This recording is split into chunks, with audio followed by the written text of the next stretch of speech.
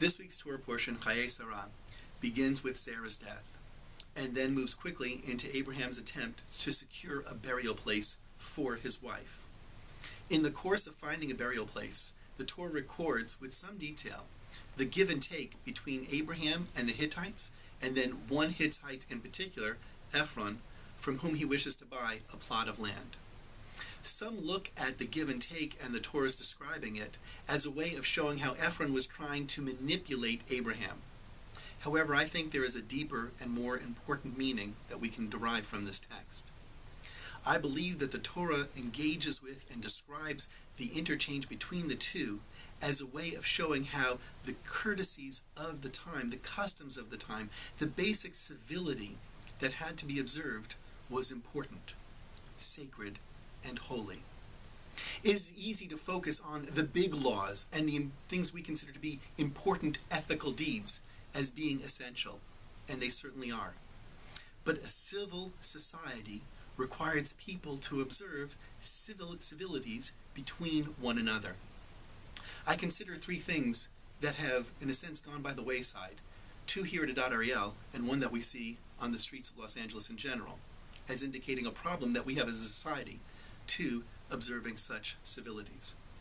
Here at Adat Ariel, I've noticed that when people are leaving the parking lot, there is a sign that says, "Turn right."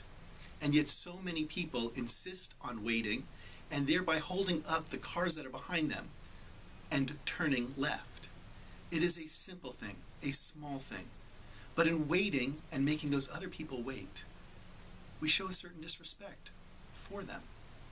Another act of incivility, small though it may be, is our inability as a community to RSVP promptly to things. And this past week we had to cancel a large event, an important event for our schools that our sisterhood runs, a prom night, because we didn't have enough RSVPs on time. And I should add, by the way, when it comes to RSVPing, I am as guilty as the next person. But we have to realize that this is a small act of incivility that shows a lack of respect for people, either the people waiting behind us or the people who are planning events. A third act that we see everywhere in Los Angeles is the seeming refusal on the part of many people to use their signals when they're driving to show that they're making a turn or trying to come into a lane. Again, a small act, not huge. It's not as if someone is dying. It's not as if this was going to solve all of our problems. But these small acts of incivility do show a certain disrespect that we have for one another in a small way. And by including the discussion between Abraham and the Hittites and then with Ephron, what the Torah tries to teach us is that civilization is built not only on the large acts of kindness and love that we do, but these small common courtesies as well. Shabbat Shalom. That is your Torah in two.